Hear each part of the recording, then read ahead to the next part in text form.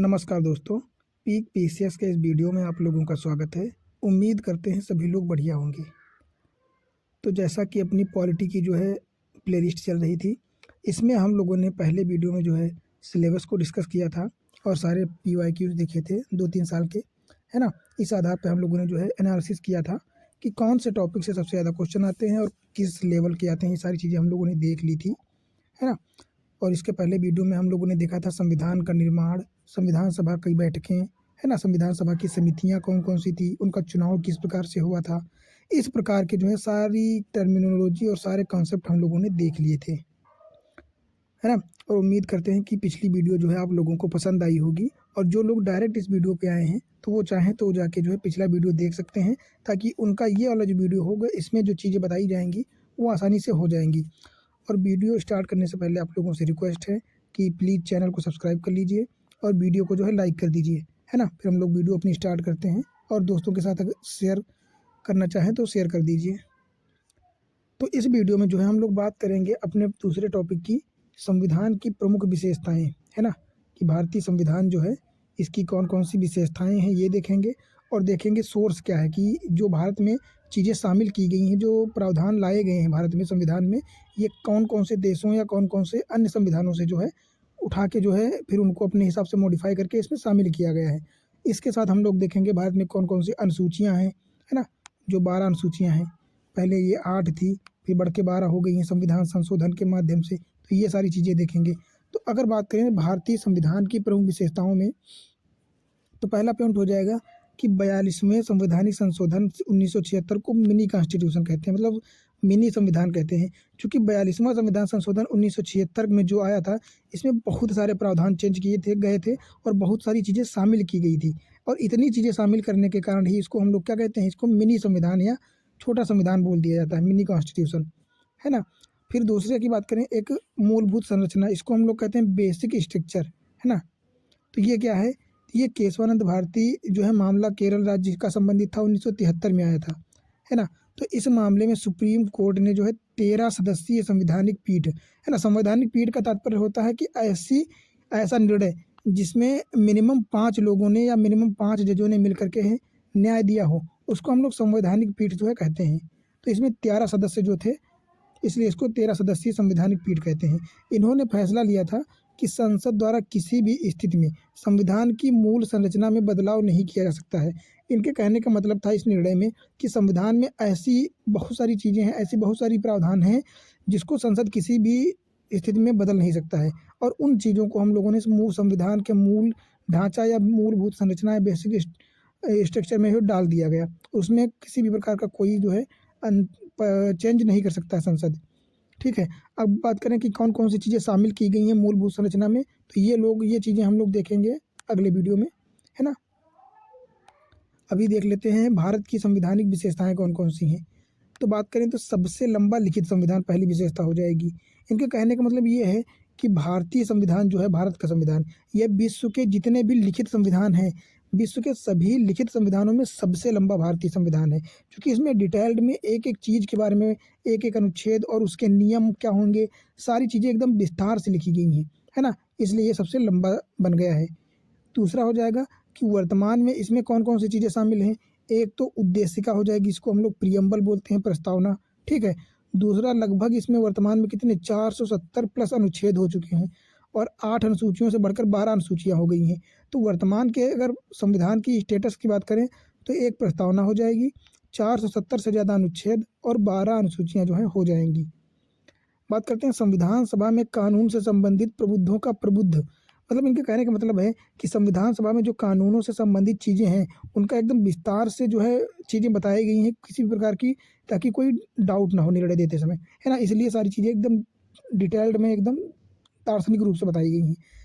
दूसरा है केंद्र और राज्य दोनों के लिए एक संविधान, है ना। कुछ देश हैं जैसे कनाडा हो गया, यूएसए हो गया, तो यहाँ पे क्या है, यूएसए में क्या है कि केंद्र के लिए दूसरा संविधान है, ठीक है, और वहाँ के राज्यों के लिए अलग से संविधान है। पर भारत में ऐसा कोई फालतू का प्रावधान नहीं है ना, कि भारत में एक ही संविधान है, उसी से राज्य, उसी से केंद्र और उसी से पंचायती राज या नीचे की बॉडी, पूरा देश एक ही संविधान से संचालित होता है। सभी के सभी के प्रावधान वहीं से लागू होते हैं। है ना। केंद्र हो या राज्य हो, सभी संस्थाएं जो हैं एक ही संविधान से अपनी शक्तियां प्राप्त करती हैं। तो ये एकल से एक ही संविधान है ना, केंद्र और राज्य के लिए। अब हम लोग पढ़ेंगे जो है संविधान के विभिन्न स्रोत। स्रोत का मतलब कि जो भारतीय संविधान में चीज़ें शामिल की गई हैं, जैसे संघीय तंत्र हो गया, संसदीय सरकार पद्धति हो गई, इस प्रकार की जो प्रावधान शामिल किए गए हैं इनका उल्लेख किया गया है। तो ये कुछ देशों के संविधानों से चीज़ें उठाई गई हैं, है ना। फिर उनमें अपने भारत के जो है माहौल के हिसाब से, पर्यावरण के हिसाब से जो है चेंज करके उनको भारत में लागू किया गया है। तो सबसे पहले हम देखेंगे भारत सरकार अधिनियम 1935, है ना। ये जो कि पढ़ा होगा आप लोगों ने बहुत अच्छे से। तो भारत शासन अधिनियम 1935 जो है, इसमें से बहुत सारी चीज़ें जो है भारतीय संविधान में शामिल कर ली गई हैं। उनमें से कौन कौन सी चीज़ें हो जाएंगी? एक तो हो जाएगा अपना संघीय तंत्र, है ना, राज्यपाल का कार्यकाल, न्यायपालिका, ठीक है, और लोक सेवा आयोग, आपातकालीन प्रावधान और प्रशासनिक विवरण। तो ये चीज़ें जो हैं भारत शासन अधिनियम 1935 से ली गई हैं, ठीक है, कि भारत का जो तंत्र होगा वो संघीय तंत्र होगा, ठीक है। दूसरा, राज्यपाल के कार्यकाल के बारे में जितनी भी जानकारी दी गई हैं वो सारी भारत सरकार अधिनियम 1935 से ली गई हैं, ठीक है। न्यायपालिका का प्रावधान हो जाएगा, ठीक है, यूपीएससी जिसको हम लोग लोक सेवा आयोग कहते हैं। आपातकालीन प्रावधान जैसे अनुच्छेद 352 हो गया, 356 हो गया, 360 हो गया, जिसमें राष्ट्रीय आपातकाल, राष्ट्रपति शासन, है ना, जिसको राज्य आपातकाल भी हम लोग कह देते हैं। फिर वित्तीय आपातकाल हो गया, और प्रशासनिक विवरण जैसे आईएएस हो गया, आईपीएस हो गया, आईएफएस, इस प्रकार की जो एडमिनिस्ट्रेटिव या प्रशासनिक जानकारियां हैं, इन सभी चीज़ों को या इन सभी संस्थाओं को जो है कहाँ से लिया गया है? तो ये भारत शासन अधिनियम 1935 से जो है एज इट इज कॉपी कर दिया गया है, ठीक है, अपने भारत के जो है पर्यावरण के हिसाब से चेंज करके। दूसरा बात करते हैं तो ब्रिटेन के संविधान से क्या क्या चीज़ें शामिल की गई हैं, क्योंकि भारत 200 सालों तक लगभग जो है ब्रिटेन के संविधान का जो है शासक रहा है, ब्रिटेन की चीज़ों को जो है अपनाई गई हैं। तो उसके हिसाब से इसमें बहुत सारी चीज़ों को, ब्रिटेन की चीज़ों को एज इट इज जो है चीज़ें शामिल कर ली गई हैं कुछ बदलाव करते हुए। तो उसमें कौन कौन सी चीज़ें आएंगी अगर ये देखना चाहें तो इसमें एक तो हो जाएगा कि अपनी सरकार की पद्धति जो है संसदीय पद्धति है, ठीक है। तो संसदीय सरकार पद्धति नंबर 1 हो जाएगा। फिर हो जाएगा विधि का शासन, एकल नागरिकता, मंत्रिमंडल का प्रावधान, है ना, मंत्रिमंडलीय प्रणाली, फिर संसदीय विशेषाधिकार, द्विसदन प्रणाली और रिट जारी करने का अधिकार जो है, ये इतनी चीज़ें कहाँ से ली गई हैं? तो ये ब्रिटेन से ली गई हैं, ब्रिटेन के संविधान से, है ना। तो इनको आप लोग बहुत ध्यान से देखना, और इसमें जो टर्मिनोलॉजी प्रयोग की गई हैं इनको हम लोग अभी डिटेल्ड में एक एक करके जो है डिस्कस करेंगे। तो उनकी टेंशन लेने की आवश्यकता नहीं है कि क्या होता है संसदीय विशेषाधिकार, क्या होता है एकल नागरिकता, ये सारी चीज़ें हम लोग पढ़ेंगे आराम से, कोई चिंता नहीं। दूसरा अगर बात करें यूएसए की, है ना, यूनाइटेड स्टेट की बात करें तो यहाँ से कौन कौन सी चीज़ें ली गई हैं? तो संयुक्त राज्य अमेरिका से ली गई हैं। एक तो अपने मौलिक अधिकार हो जाएंगे जो कि भाग 3 में शामिल किए गए हैं, ठीक है, तो मौलिक अधिकार हो जाएंगे। और न्यायपालिका की स्वतंत्रता या स्वतंत्र न्यायपालिका हो जाएगा। राष्ट्रपति पर महाभियोग से संबंधित उल्लेख, न्यायिक समीक्षा, सर्वोच्च न्यायालय और उच्च न्यायालय, सुप्रीम कोर्ट तथा हाई कोर्ट का प्रावधान, तथा उनके न्यायाधीश जो होते हैं सुप्रीम कोर्ट और हाई कोर्ट के, उनको पदों से कैसे हटाना है, तथा उपराज्यपाल तथा उपराष्ट्रपति जो होता है, उपराष्ट्रपति का पद। तो इतनी चीज़ें जो है यूएसए से ली गई हैं, संयुक्त राज्य अमेरिका से ली गई हैं। एक बार फिर से देख लेते हैं। एक तो मौलिक अधिकार हो जाएगा, स्वतंत्र न्यायपालिका हो जाएगा, राष्ट्रपति पर महाभियोग, न्यायिक समीक्षा, सुप्रीम कोर्ट और हाई कोर्ट के न्यायाधीशों के पद से हटना, और उपराष्ट्रपति का पद। इतनी चीज़ें हो जाएंगी संयुक्त राज्य अमेरिका से, ठीक है। अगला बात करते हैं आयरलैंड से। तो आयरलैंड से कौन कौन सी चीज़ें ली गई हैं? इसमें से ये सबसे तगड़ा क्वेश्चन यहाँ से आता है, हर साल यहाँ से क्वेश्चन आता है कि जो डीपीएसपी हैं, राज्य के नीति निर्देशक तत्व, तो ये कहाँ से लिए गए हैं? तो ये मोस्टली हर साल आता है ना। तो ये आयरलैंड हो जाएगा। तो आयरलैंड से अन्य कौन कौन सी चीज़ें हो जाएंगी? एक तो राज्य के नीति निर्देशक तत्व जो हैं आयरलैंड से शामिल किए गए हैं। फिर राष्ट्रपति के चुनाव की प्रक्रिया और राज्यसभा के सदस्यों का नामांकन, है ना, कि राष्ट्रपति के चुनाव की प्रक्रिया क्या होगी और राज्यसभा में सदस्यों का जो नामांकन होता है वो नामांकन किस प्रक्रिया से होगा, तथा कौन सी विधि और उसमें क्या क्या चीज़ें शामिल की जाएंगी। तो ये सारी चीज़ें आयरलैंड से ली गई हैं, ठीक है। अगला हो जाएगा कनाडा के संविधान से क्या क्या चीज़ें ली गई हैं। तो अगर बात करें कनाडा, तो कनाडा से लिया गया है मजबूत केंद्र के साथ संघीय व्यवस्था। इनका मतलब है कि केंद्र का मजबूत होना ज़्यादा जरूरी है, तो इन्होंने मजबूत केंद्र का संघीय व्यवस्था को बनाए रखने पर बल दिया है। दूसरा, अवशिष्ट शक्तियों का केंद्र में निहित होना, मतलब अवशिष्ट शक्तियां राज्यों की बजाय केंद्रों को दी जानी चाहिए, ये भी वहाँ से लिया गया है। फिर केंद्र द्वारा राज्य के राज्यपालों की नियुक्ति, है ना, कि राज्यों में जो राज्यपालों की नियुक्ति होती है, इनकी नियुक्ति जो है केंद्र के द्वारा की जानी चाहिए, ये प्रावधान। तथा सर्वोच्च न्यायालय का परामर्शदायी अधिकार, मतलब सुप्रीम कोर्ट का जो परामर्शी निर्णय किसको देते हैं, राष्ट्रपति को, तो ये भी अधिकार जो है, ये इतनी कॉन्सेप्ट जो है कहाँ से ग्रहण किए गए हैं, तो ये हो जाएंगे कनाडा से लिए गए हैं, कनाडा से। ठीक है, अगला हम बात करेंगे ऑस्ट्रेलिया से क्या क्या चीज़ें शामिल की गई हैं इसमें। तो ऑस्ट्रेलिया से ली गई हैं, एक तो समवर्ती सूची, है ना, सूची तो आप लोग जानते ही होंगे, एक तो होती है केंद्र सूची, राज्य स्तर पर राज्य स्तरीय राज्य सूची, फिर समवर्ती सूची होती है ना, फिर अवशिष्ट सूची होती है।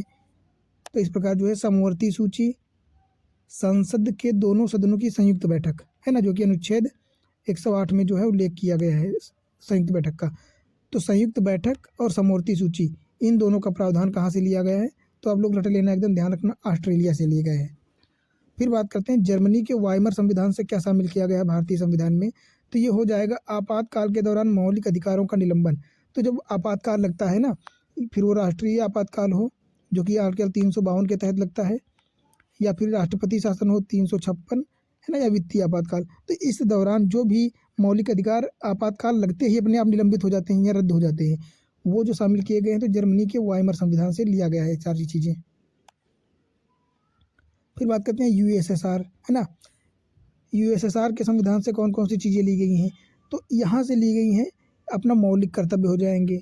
ठीक है, मौलिक कर्तव्य, प्रस्तावना में न्याय, और कौन कौन से प्रकार का न्याय, तो 3 प्रकार का न्याय, एक तो अपना हो जाएगा सामाजिक न्याय, आर्थिक न्याय और राजनीतिक न्याय, इन तीनों न्यायों का आदर्श, तो हो जाएगा मौलिक कर्तव्य और प्रस्तावना में न्याय का आदर्श, ये चीज़ें ली गई हैं यूएसएसआर से, है ना। फिर बात करते हैं फ्रांस के संविधान से क्या लिया गया है, तो फ्रांस के संविधान से लिया गया है, एक तो गणतंत्रात्मक व्यवस्था, भारत में जो गणतंत्र की व्यवस्था बनाई गई ये हो जाएगी। दूसरा, प्रस्तावना में स्वतंत्रता, समता और बंधुत्व, ये 3 आदर्शों को शामिल किया गया है, तो ये फ्रांस के संविधान से लिए गए हैं। कहाँ से, फ्रांस से। गणतंत्रात्मक व्यवस्था, प्रस्तावना में समता, स्वतंत्रता और बंधुत्व के आदर्श। ठीक है, अगला बात करेंगे तो हो जाएगा दक्षिण अफ्रीका का संविधान। तो दक्षिण अफ्रीका के संविधान से हम लोगों ने क्या लिया है, एक तो संविधान में संशोधन की प्रक्रिया, दूसरा राज्यसभा के सदस्यों के चुनाव की प्रक्रिया, कि भारत में जो संविधान में संशोधन होगा वो किस प्रकार से होगा, जैसे अनुच्छेद 368 के तहत होगा या फिर नॉर्मल वोटिंग के माध्यम से होगा, ये प्रक्रिया, तथा राज्यसभा के सदस्यों का जो चुनाव होगा वो किस माध्यम से होगा, ये दोनों प्रावधान दिए गए हैं दक्षिण अफ्रीका के संविधान से। बात करें विधि द्वारा स्थापित प्रक्रिया कहाँ से ली गई है, तो ये लिए गई है जापान के संविधान से, है ना। विधि द्वारा स्थापित प्रक्रिया का मतलब होता है कि कानून के अनुसार या कि कानून के उल्लंघन के अलावा दूसरा कोई काम नहीं किया जाएगा, मतलब कानून का उल्लंघन नहीं होगा, विधि के द्वारा जो स्थापित प्रक्रिया पहले से है, सारी काम या चीज़ें जो उसी के आधार पर होंगी, उसी के बेसिस पर होंगी, है ना। तो ये जापान के संविधान से जो है लिया गया है विधि द्वारा स्थापित प्रक्रिया। तो इस प्रकार से जो है हम लोगों ने देख लिया है कि कहाँ कहाँ से जो है स्रोत लिए गए हैं। तो एक तो भारत शासन अधिनियम 1935 हो जाएगा, यहाँ से ली गई हैं चीज़ें। दूसरा ब्रिटेन के संविधान, संयुक्त राज्य अमेरिका के संविधान से, आयरलैंड, कनाडा, ऑस्ट्रेलिया हो जाएगा, जर्मनी हो जाएगा, है ना, यूएसएसआर या रूस भी कह सकते हैं इसको, फ्रांस, दक्षिण अफ्रीका और जापान। तो 10-11 जगहों से जो है इन चीज़ों को शामिल करके इतने प्रावधान शामिल किए गए हैं, तभी तो भारत का संविधान जो है विश्व में लिखित सबसे बड़ा संविधान हो गया। क्योंकि सोचो इतने देशों की चीज़ों को शामिल किया गया है इसमें, ये कोई छोटी मोटी बात नहीं है। और भारतीय संविधान मतलब एक नेक्स्ट लेवल की चीज़ बनी हुई है, किसी भी प्रकार का कोई ज़्यादा कॉन्ट्रोडिक्शन नहीं होगा, सारी चीज़ें एकदम डिटेल्ड में बताई गई हैं, है ना। फिर अब बात करते हैं हम लोग संविधान के भाग और स्रोत कि कौन कौन से जो है चीज़ें कहाँ से ली गई हैं स्रोतों से। तो अगर बात करें संविधान का संरचनात्मक भाग जो है, संरचनाएं, है ना, तो संविधान का संरचनात्मक भाग या जो उसका बेस तैयार किया गया है, तो ये भारत सरकार अधिनियम या भारत शासन अधिनियम 1935 के आधार पर जो है तैयार किया गया है। ठीक है, दूसरा बात करें संविधान का दार्शनिक हिस्सा। दार्शनिक हिस्सा का मतलब होता है उसमें एक तो मौलिक अधिकारों का होना, दूसरा राज्य के नीति निर्देशक तत्व, तो डीपीएसपी, है ना। तो मौलिक अधिकार और डीपीएसपी ये कहाँ से लिए गए हैं, चूंकि इनको दार्शनिक हिस्सा माना गया है संविधान का, तो ये लिए गए हैं संयुक्त राज्य अमेरिका से, जो कि हम लोगों ने अभी देखा भी था, है ना। तो मौलिक अधिकार लिए जाते हैं संयुक्त राज्य अमेरिका से, और आयरलैंड से क्या लिए गए हैं, ये लिए गए हैं DPSP, है ना। तो दार्शनिक हिस्सा यहाँ से लिया गया है। फिर बात करते हैं संविधान का राजनीतिक हिस्सा। तो संविधान का राजनीतिक हिस्सा तो नो डाउट ब्रिटेन से लिया जाएगा, क्योंकि 200 सालों तक तो ब्रिटेन के अधिकार में था भारत, तो वहीं से सारी चीज़ें और वहीं की आदत भी पड़ चुकी है, तो वहाँ से सबसे ज़्यादा प्रावधान जो है भारत में शामिल किए गए। कहाँ से? ब्रिटेन से। अगला भारत की विशेषता क्या हो जाएगी भारतीय संविधान की, तो ये विशेषता हो जाएगी कठोरता और लचीलापन। भारतीय संविधान कठोर और लचीलापन दोनों है, क्योंकि भारतीय संविधान ना तो ज़्यादा कठोर है और ना ही लचीला है, बल्कि दोनों का मिश्रण है। इनके कहने का मतलब ये है कि अगर ऐसी कोई आवश्यकता आती है कि संविधान का संशोधन करके किसी नए प्रावधान को जोड़ना है, तो उसको कुछ स्थितियाँ होंगी या कुछ संविधान संशोधन होंगे जिनको एकदम लचीली तरह से साधारण जो है वोटिंग के माध्यम से किया जा सकता है, साधारण बहुमत से। पर कुछ ऐसे जो है संविधान संशोधन है, कुछ ऐसी चीज़ें हैं बदलने के लिए विशेष बहुमत की आवश्यकता होती है। तो इस प्रकार से ये ना तो इतना आसान है और ना ही ज़्यादा कठोर है, तो इसमें कठोरता भी है, लचीलापन है। मतलब आवश्यकता अनुसार इन चीज़ों का जो है प्रयोग किया जाता है कि अगर कोई नॉर्मल संविधान संशोधन करना है तो उसको लचीलेपन की व्यवस्था मतलब साधारण विधेयक के माध्यम से किया जा सकता है। पर अगर कोई ऐसा मतलब कानून चेंज करना है जिससे पूरे भारत के लोगों पर या राज्यों पर जो है प्रभाव पड़ने वाला हो, तो उसको कठोरता के लिए ज़रूरत है। तो कठोरता के लिए क्या चाहिए, वहाँ पे विशेष बहुमत की आवश्यकता होती है तथा उसमें आधे राज्यों के जो है हामी की ज़रूरत होती है। तो इस प्रकार जो है कठोर भी है, लचीला भी है, तो दोनों का मिश्रण माना जाता है भारतीय संविधान को। फिर बात करते हैं एकात्मकता की ओर झुकाव के साथ संघीय व्यवस्था। मतलब एकात्मकता और संघीय व्यवस्था दोनों को शामिल किया गया है। अगर बात करते हैं कि संघात्मक व्यवस्था की विशेषताएं क्या है, संघात्मक विशेष सरकार क्या है और एकात्मक प्रणाली क्या है, तो अगर बात करें संघीय व्यवस्था की विशेषताएं और संघीय व्यवस्था होती क्या है ना।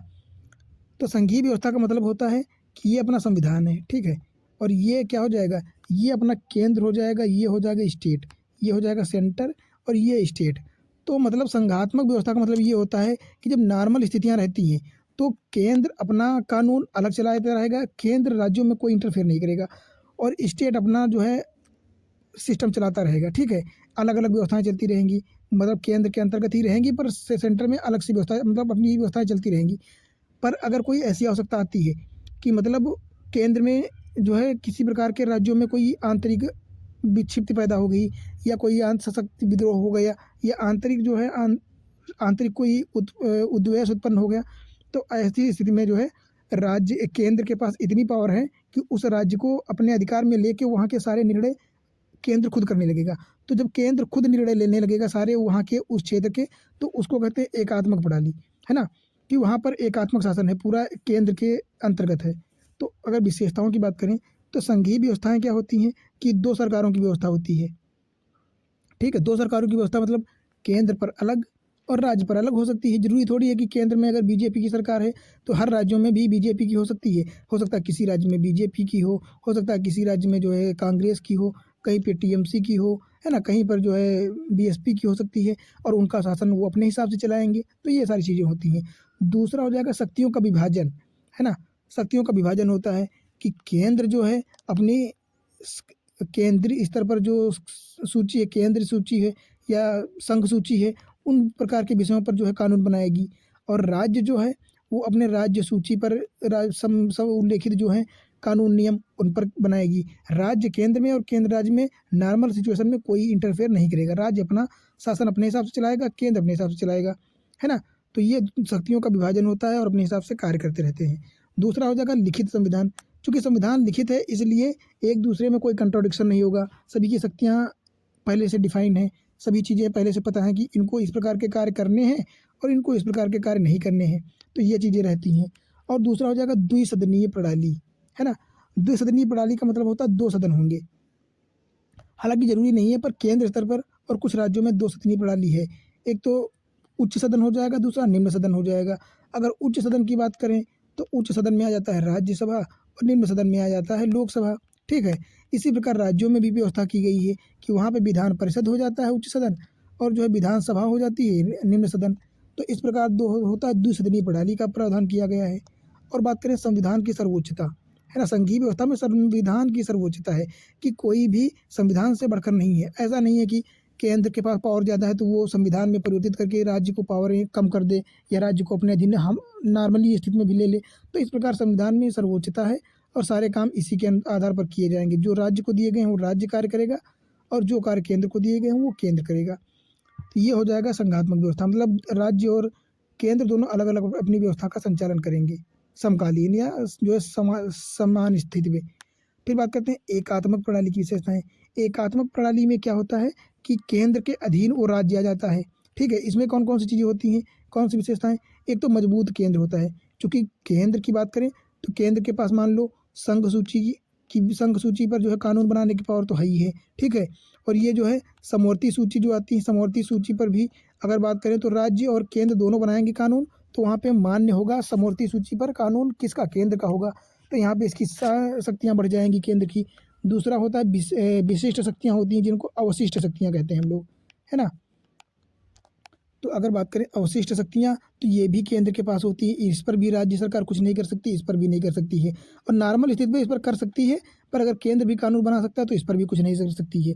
तो इस प्रकार जो है केंद्र मजबूत है। और कभी कभी मान लो भारतीय राष्ट्रीय आपातकाल लग गया तो राज्य स्तर की या राज्य सूची की जो शक्तियाँ होती हैं उन पर भी केंद्र कानून बनाता है। तो इस प्रकार राज्य पर पूरा अधिकार जो है केंद्र का हो जाता है। तो ये क्या हो जाता है, केंद्र मजबूत हो जाता है, इसलिए एकात्मक प्रणाली माना गया है। और एकल संविधान होता है ना, एकल संविधान होता है। दूसरा हो जाएगा एकल नागरिकता, ये भी एकात्मक प्रणाली है। मतलब एकल नागरिकता का मतलब ये है कि राज्य और केंद्र के लिए एक ही नागरिकता की आवश्यकता है। ऐसा नहीं है कि केंद्र की अलग से नागरिकता लेनी पड़े और राज्य की अलग से लेनी पड़े। तो इन दोनों में भी देख सकते हैं कि एकल नागरिकता है, इसलिए पता चलता, इसलिए भी यहाँ से महसूस होता रहता है कि एकात्मक व्यवस्था बनी हुई है और भारत एक है, ना कि अनेक राज्यों में विभक्त, है ना, इस प्रकार से। और एकीकृत न्यायपालिका है। एकीकृत न्यायपालिका का मतलब होता है कि सबसे ऊपर सुप्रीम कोर्ट, फिर हाई कोर्ट, फिर डिस्ट्रिक्ट कोर्ट, सेशन कोर्ट, ये एक हायरार्की बनी हुई है एकीकृत, है ना। सबसे पहले आप इसमें जाओगे, फिर इस वाले में जाओगे, यहाँ भी नहीं होगा तो यहाँ जाओगे, इस प्रकार से। फिर बात करते हैं अखिल भारतीय सेवाएं। अखिल भारतीय सेवाओं में जैसे IAS हो गया, ठीक है, IPS हो गया, IFS हो गया, IFOS हो गया, IRS हो गया। तो ये सारी जो नौकरियां होती हैं या सेवाएं होती हैं ये केंद्र सरकार की होती हैं, पर ये काम करती हैं राज्यों में। तो ये केंद्र की संस्थाएं राज्यों में जो है अपना नियंत्रण बनाए रखती हैं। तो यहाँ से भी क्या है कि अधिकार इनका, केंद्र का अधिकार राज्यों पर यहाँ से भी रहता है, अखिल भारतीय सेवाओं से भी। दूसरा आपातकालीन प्रावधान। तो आपातकालीन प्रावधान की बात करें तो जैसे राष्ट्रीय आपातकाल लग जाए या राष्ट्रपति शासन लग जाए, तो ऐसी स्थितियों में केंद्र जो है राज्य की सारी शक्तियाँ छीन लेता है या राज्य पर पूरी तरह से केंद्र का अधिकार हो जाता है। तो इस प्रकार जो है एकात्मक प्रणाली का ये मतलब होता है कि केंद्र का पूरी तरह से राज्य को अपने हथिया लेना या राज्य पर पूरा अधिकार जमाना, ठीक है, एकात्मक अधिकार हो जाता है। और ये केवल एक राज्य के लिए नहीं है, एक साथ में कई राज्यों या पूरे देश पर भी लागू हो सकता है। सिचुएशन के हिसाब से ये सारी चीज़ें मैनेज होती रहती हैं, ठीक है।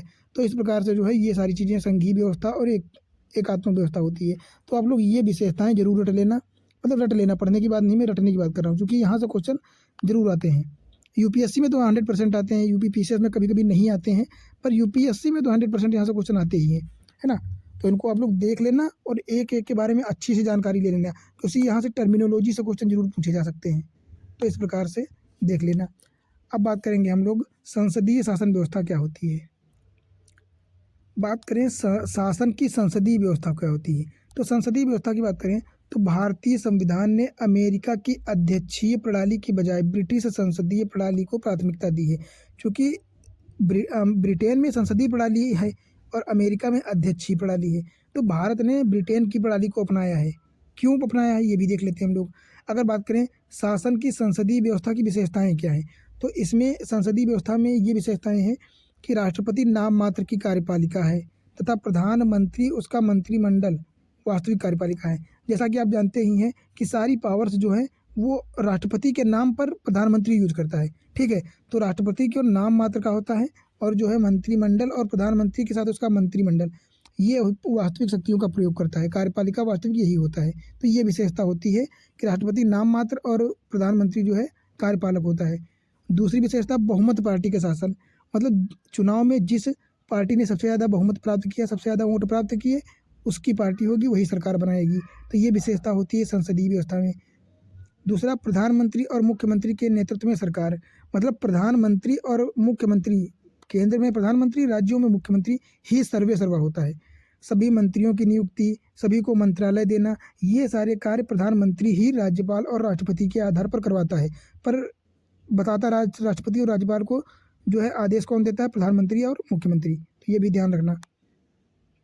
विधायिका में मंत्रियों की सदस्यता, विधायिका में मंत्रियों की सदस्यता कब तक बनी रहेगी, ये भी जो है यहीं से निर्णय होता है। निचला सदन जो है लोकसभा का विघटन, एक विशेषता संसदीय सदन में और होती है, संसदीय व्यवस्था में प्रणाली में, कि निचला सदन जो लोकसभा होता है और राज्यों में जो है विधानसभा होता है, इसका विघटन कभी भी हो सकता है जब भी राष्ट्रपति चाहें, है ना, प्रधानमंत्री के बात कहने के बाद, मतलब जो है या मंत्रिमंडल में विचार के बाद, लेकिन जो है विघटन हो सकता है। पर अगर बात करें उच्च सदन जो है राज्यसभा या विधान परिषद, तो उसका कभी भी विघटन नहीं होता है, वो स्थायी सदन होता है ना, वो स्थायी सदन होता है, उसका कभी विघटन नहीं हो सकता, वो कंटिन्यू चलता रहेगा। तो ये इतनी संसदीय व्यवस्था की जो है विशेषताएं हैं, इनको आप लोग ध्यान रखना। फिर बात करते हैं संसदीय संप्रभुता और न्यायिक सर्वोच्चता में समन्वय। तो इसकी बात करें तो संसद की संप्रभुता का विचार जो है ब्रिटिश संसद से आया है। संसद की संप्रभुता, क्योंकि ब्रिटेन में जो संसद की संप्रभुता है, मतलब सबसे बड़ी संसद ही, अगर संसद ने, मतलब मान लो सुप्रीम कोर्ट ने कोई निर्णय वहाँ पे दिया है तो उसको भी काट सकती है संसद ब्रिटेन की। पर भारत में ऐसा कोई बवाल नहीं है। भारत में सुप्रीम कोर्ट की अपनी अलग विशेषताएं हैं, अपना अलग अधिकार है और संसद का अलग है ना। भारत में अगर किसी प्रकार का कानून बनाया गया है और वो मूल अधिकारों या बेसिक स्ट्रक्चर को खराब करता है, उसका उल्लंघन करता है, तो सुप्रीम कोर्ट उसको जीरो कर सकता है, उसको खत्म कर सकता है, एकदम जीरो पावर कर दे सकता है। पर ब्रिटेन में संसद ने अगर उसको कह दिया, अप्रूव कर दिया तो कर दिया, कोई नहीं रोक सकता है। तो ये सारी चीज़ें होती हैं। तो भारतीय संविधान के निर्माताओं ने संसदीय संप्रभुता के ब्रिटिश सिद्धांत और न्यायिक सर्वोच्चता के अमेरिकी सिद्धांत के बीच एक उचित समन्वय अपनाया है ना। तो यहाँ पे ये ध्यान रखना ये कि यहाँ पे संसदीय सर्वोच्चता को नहीं अपनाया गया है और ना ही अमेरिकी सिद्धांत को अपनाया गया है। यहाँ पे एक विशेष प्रकार के अपनाया गया है कि स्थिति के अनुसार जो है कार्य किए जाएंगे। यहाँ पे संविधान को सर्वोच्च माना गया है। किसको? संविधान को। और संविधान में तो डिफाइन ही किया गया है कि किस प्रकार के कार्य संसद को करने हैं और कौन से कार्य न्यायालय को करने हैं और कौन से जो है कार्यपालिका को करना है। तो यहाँ पे कोई कंट्राडिक्शन होने की समस्या ही नहीं है। तो सारे कार्य संविधान के हिसाब से करेंगे। तो ना ही न्यायिक सर्वोच्चता है और ना ही जो है संसदीय सर्वोच्चता है। भारत में संवैधानिक सर्वोच्चता है। ठीक है, ये बात ध्यान रखना। फिर बात करते हैं एकीकृत और स्वतंत्र न्यायपालिका का क्या मतलब है। तो ये हम लोगों ने अभी देखा भी था। तो एकीकृत और स्वतंत्र न्यायपालिका का मतलब है कि सुप्रीम कोर्ट देश के एकीकृत न्यायिक प्रणाली के शीर्ष पर स्थित है। इसके बाद राज्य स्तर पर उच्च न्यायालय आते हैं और उसके नीचे अधीनस्थ न्यायालय और अदालतें आती हैं, फिर जिला अदालत हो जाएगा।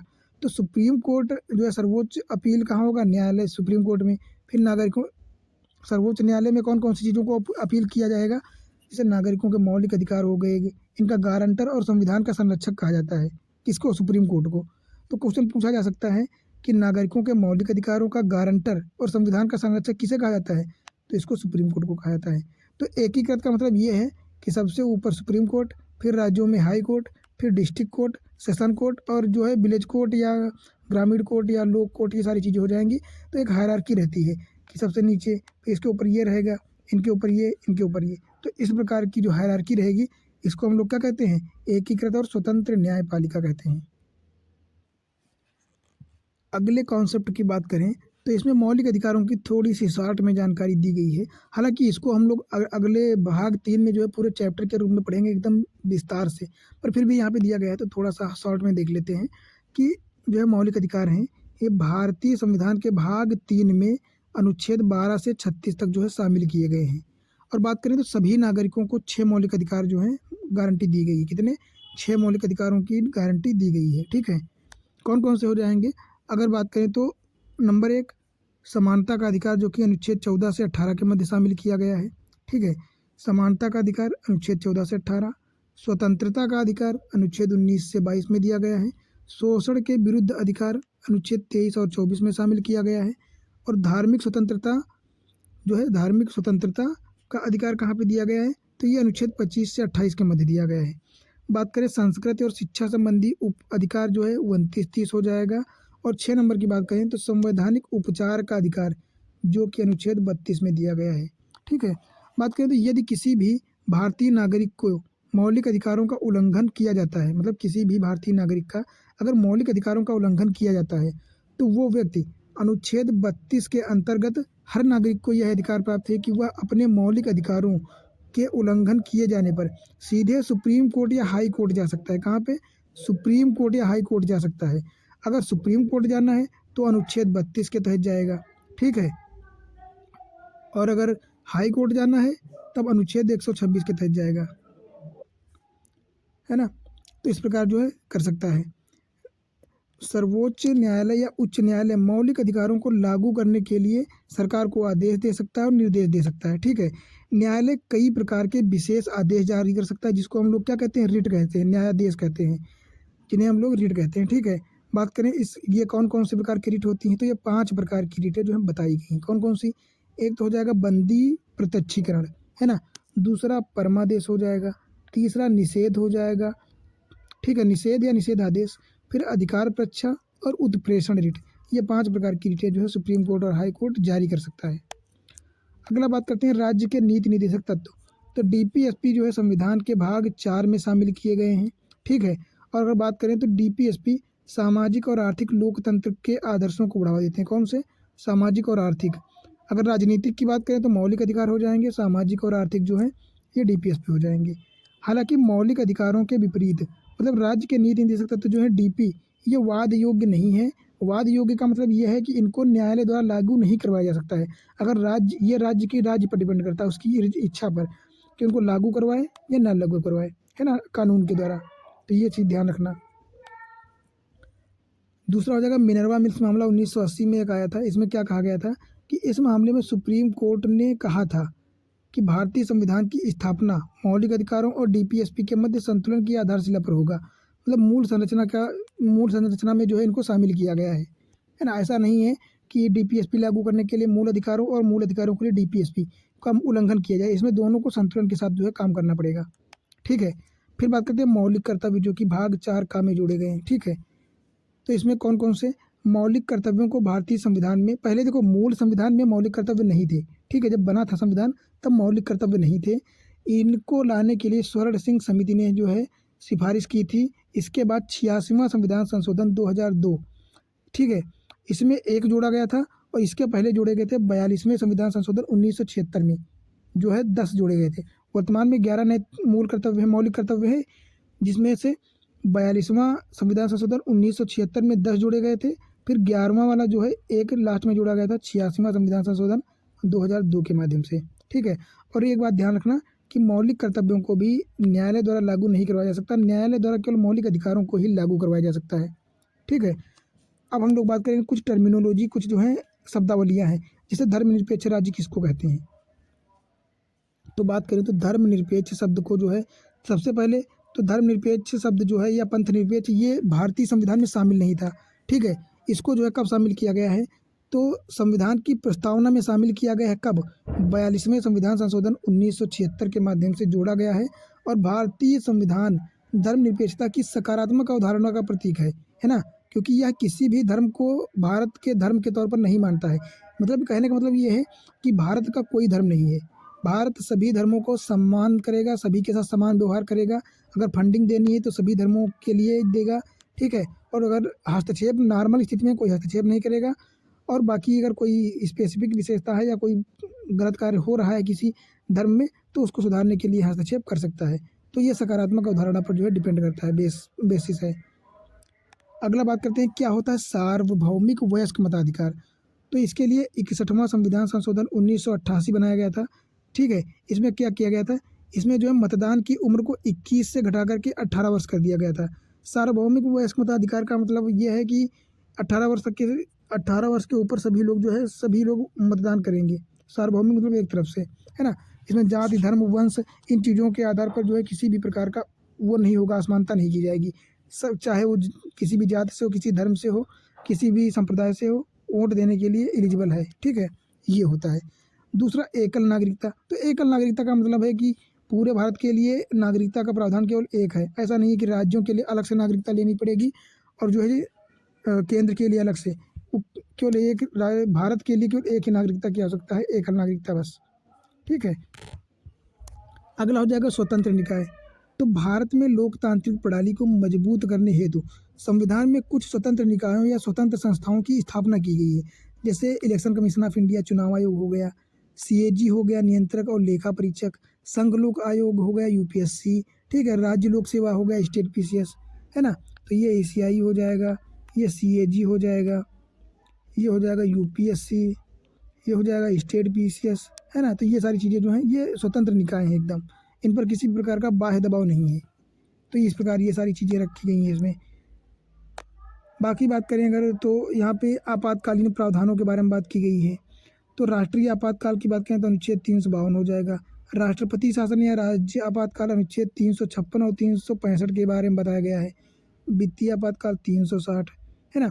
आपातकाल के दौरान संघीय संरचना बिना किसी औपचारिक संशोधन के परिवर्तित हो जाती है और देश की पूरी सत्ता केंद्र के अधीन हो जाती है। सोचो, जब आपातकाल लगता है तो पूरे भारत में केवल एक सत्ता होगी, वो भी संविधान के अनुसार संसद के माध्यम से चलाई जाएगी। किसी भी राज्य विधानमंडल की कोई आवश्यकता नहीं होती उस समय, ठीक है। ये राज्य विधानमंडल के नियम कानून नहीं लागू होते उस टाइम आपातकाल के समय। फिर यहाँ पे त्रिस्तरीय सरकार जो है, पंचायती राज की बात की गई है।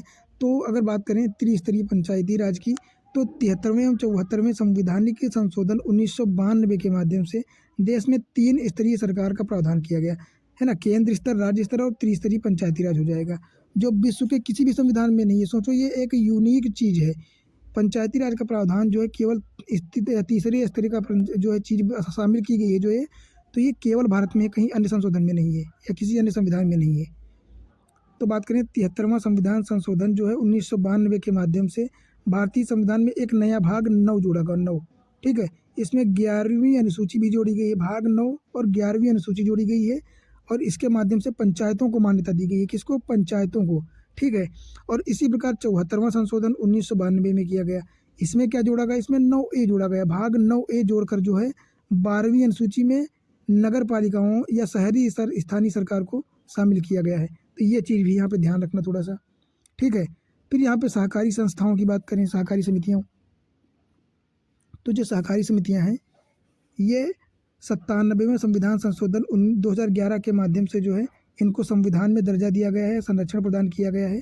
और क्या है कि इसने सहकारी समितियों को बनाने को मौलिक अधिकार में शामिल कर दिया गया, अनुच्छेद 19। सोचो, एक बात बहुत इंपॉर्टेंट चीज़ हो गई है। फिर राज्य के नीति निर्देशक तत्वों में भी सहकारी समितियों के लिए अनुच्छेद 43B में प्रावधान किया गया है। तो मौलिक अधिकार और डीपीएसपी दोनों में शामिल कर दिया गया है, ठीक है। और संविधान में एक नया भाग जोड़ा गया जो कि कौन सा हो जाएगा? 9B हो जाएगा, है ना। तो 9 की बात करें, भाग 9, तो ये हो जाएगा पंचायती राज से, ठीक है। तो 9A हो जाएगा शहरी स्थानीय निकायों से, 9B हो जाएगा सहकारी समितियों से। तो ये सारी चीज़ें ध्यान रखना। अगर बात करें अनुच्छेद, तो अनुच्छेद हो जाएगा अनुच्छेद 243ZH से अनुच्छेद 243ZT के मध्य सहकारी समितियों का प्रावधान किया गया है। अब हम लोग बात करेंगे जो है अगला कॉन्सेप्ट क्या होगा अपना, भारतीय संविधान में महत्वपूर्ण अनुसूचियाँ, जो कि टोटल कितनी अनुसूचियाँ हैं? तो टोटल 12 अनुसूचियाँ हैं, जिनके बारे में हम लोग जो है बात करेंगे अब।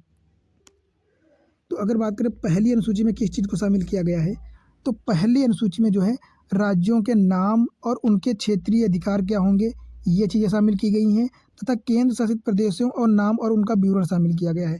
कहने का तात्पर्य ये है कि पहली अनुसूची में राज्यों के नाम, क्षेत्रीय और केंद्र शासित प्रदेश, इनका विवरण दिया गया है पहली अनुसूची में। और दूसरी अनुसूची में क्या हो जाएगा? तो दूसरी अनुसूची में जो है किस चीज़ का प्रावधान किया गया है?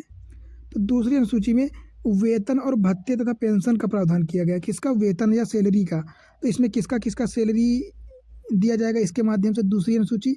तो बात करें दूसरी अनुसूची में भारत के राष्ट्रपति, राज्यों के राज्यपाल, लोकसभा, राज्यों में विधानसभा के अध्यक्ष, उपाध्यक्ष, सुप्रीम कोर्ट और हाई कोर्ट के न्यायाधीश, भारत के सीएजी, राज्यसभा और राज्यों में विधान परिषद के अध्यक्ष और उपाध्यक्ष को प्राप्त होने वाला जो पेंशन, भत्ता और जो वेतन है, ये अनुसूची दूसरी से दिया जाएगा। और सारी चीज़ों का प्रावधान अनुसूची 2 में शामिल किया गया है, ठीक है।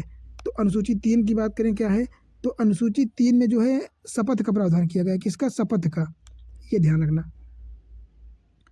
तो विभिन्न पदाधिकारी जैसे मंत्री हो, केंद्रीय मंत्री हो गए, संसद द्वारा चुनाव किए गए उम्मीदवार हो गए, सांसद हो गए, सुप्रीम कोर्ट और हाई कोर्ट के न्यायाधीश हो गए, भारत के सीएजी हो गए, और राज्य विधानसभा के लिए चुनाव के उम्मीदवार राज्य विधानसभाओं के सदस्य द्वारा जो पद ग्रहण करने के समय जो ली जाती है शपथ, उसका प्रावधान किया गया है।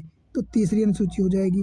यहाँ पे एक चीज़ ध्यान रखना कि यहाँ पे राष्ट्रपति की शपथ का प्रावधान अनुसूची 3 के अंतर्गत नहीं आता है, उसका प्रावधान अनुच्छेद 61 के तहत किया गया है। ठीक है, तो अनुच्छेद 61 में राष्ट्रपति का जो है शपथ का प्रावधान किया गया है, ना कि यहाँ पे। तो ये चीज़ ध्यान रखना एकदम बढ़िया से। ठीक है, राष्ट्रपति के लिए अलग से प्रावधान किया गया है। पूछ सकता है, ऑप्शन दे सकता है कि राष्ट्रपति का चुनाव शपथ भी अनुसूची 3 के तहत होता है, तो गलत हो जाएगा, वो अनुसूची 3 के तहत नहीं होता है। बात करें अनुसूची 4 में क्या दिया गया है, तो राज्यों तथा संघीय क्षेत्रों की राज्यसभा में प्रतिनिधित्व का विवरण।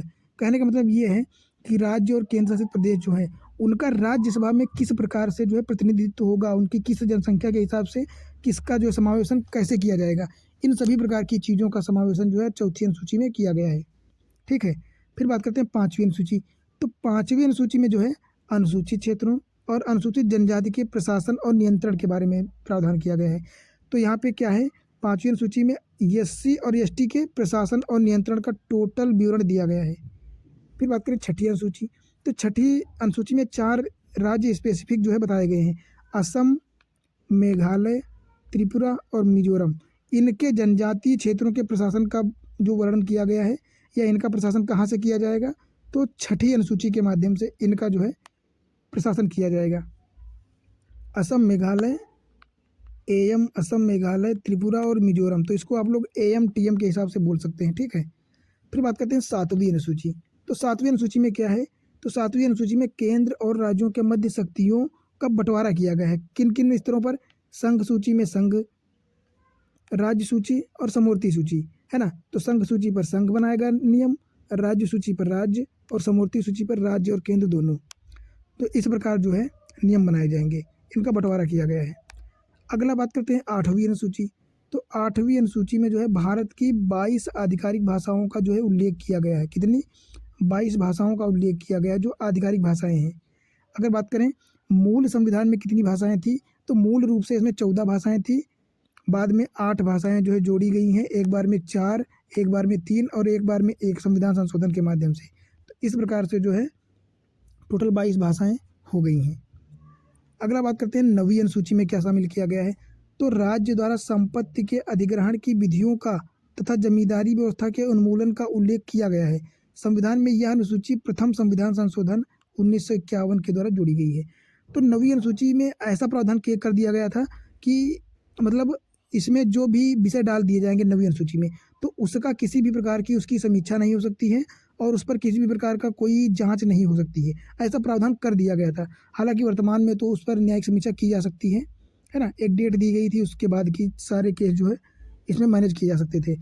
तो इसमें जो है संपत्ति और जमींदारी से संबंधित सारे विषय डाल दिए जाते थे, क्योंकि उस समय जो है नियम बनाया गया था कि लोगों को समानता के साथ बढ़ावा दिया जाएगा, सभी को ज़मीनें जो है दी जा रही थी।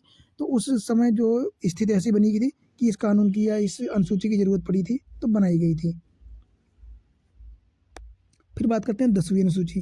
तो 10वीं अनुसूची जो दल बदल से संबंधित प्रावधानों का उल्लेख करती है। कौन से, दल बदल कानून। इसमें यह संविधान के 52वें संविधान संशोधन 1985 के द्वारा जोड़ा गया था। और क्या होता है दल बदल, क्या होता है इससे संबंधित प्रावधान, ये सारी चीज़ें हम लोग देखेंगे। इसका पूरा अपना एक टॉपिक है, पूरा एक जो है चैप्टर है, उसमें सारी चीज़ें हम लोग डिटेल में देखेंगे। यहाँ पे बस इतना ही काफ़ी है ना। फिर बात करते हैं 11वीं अनुसूची में क्या शामिल किया गया है।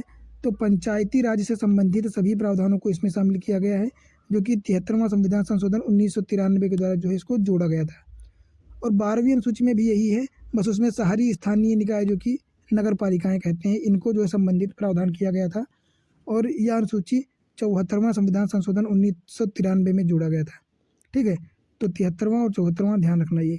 तो इस प्रकार से जो है अपना ये दूसरा टॉपिक भी कंप्लीट हो जाता है। और अगर बात करें तो इसके बाद हमारा तीसरा टॉपिक क्या होगा, तो तीसरा टॉपिक होगा प्रस्तावना, प्रियम्बल। इसके बारे में हम लोग जो है सारी चीज़ें देखेंगे। बाकी उम्मीद करते हैं कि ये वीडियो आप लोगों को अच्छा लगा होगा और इसमें काफ़ी चीज़ें आप लोगों को सीखने की मिली होंगी। अगर वीडियो अच्छा लगा हो तो प्लीज़ इसको लाइक कर दीजिए और चैनल को सब्सक्राइब कर लीजिए तथा अन्य लोगों को शेयर कीजिए, ताकि चैनल की थोड़ी सी ग्रोथ हो सके, तो मुझे भी थोड़ा सा प्रमोशन मिल सके या थोड़ा सा मुझे जो है मोटिवेशन मिल सके, तो मैं इसी प्रकार के अन्य लेक्चर्स को जो है प्रोवाइड करा पाऊँ, है ना। और अगर इस पर आप लोगों का अच्छा जो है रिस्पांस रहा तो मैं पूरी सीरीज़ को जो है कंप्लीट कराऊँगा। और इसके साथ जो है दूसरी सब्जेक्ट को भी स्टार्ट करूँगा।